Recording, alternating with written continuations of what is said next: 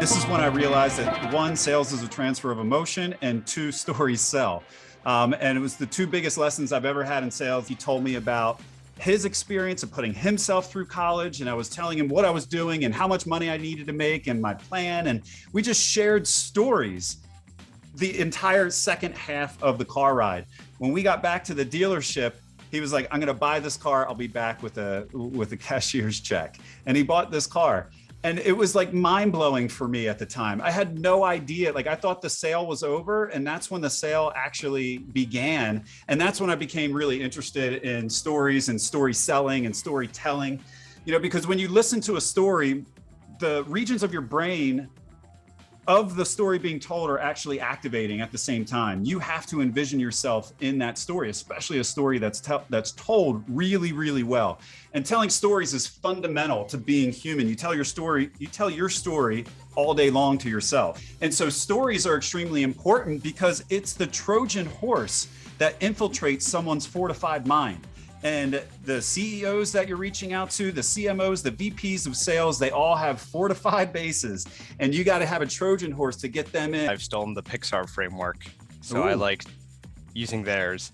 And I'm going to tell it in the perspective of our ideal customer, who hopefully might be you one day. I'm sure you guys care a lot about your customer experience.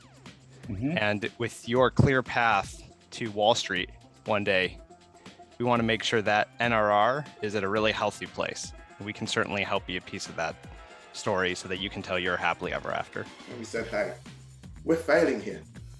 What are we going to do to really help you catapult this opportunity into the next sphere?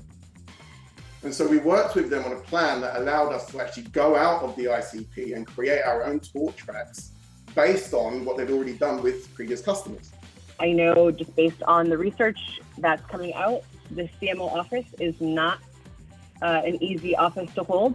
And as we keep seeing, the tenure keeps going down and down. And so what we really want to be able to do is keep you there with the right information, with the right data sets, and ultimately getting you to be able to partner more strategically with everyone across finance and revenue, right? And then all of a sudden, I had one lady at the nurse station says, "You're not supposed to be here." And she picks up the phone to call security. And now I'm like, oh crap, right? So I run down the hallway. I went to another room. I started pitching another couple of secretaries, but I was inside now, so I didn't think I was gonna get caught. And then I kind of saw from through the door, I saw the security guard coming down the hallway.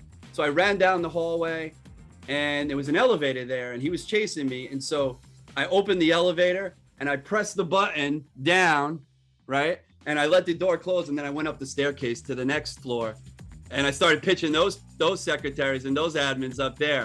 And I think I actually they were in the middle of writing a check, right? Overall, it's so hard. And I know you guys probably hear this each and every time. So I applaud the bravery that it takes just to get on this show, put yourself out there, be open to failure and be open to success, because only when you're open to failure can you truly succeed. And think about the emotional context that you can use to frame the structure of your story. And then going back to Ronan, you know, my dad used to always tell me perfection isn't achieved when you can't add anything. It's when you can't remove anything else and still get your point across.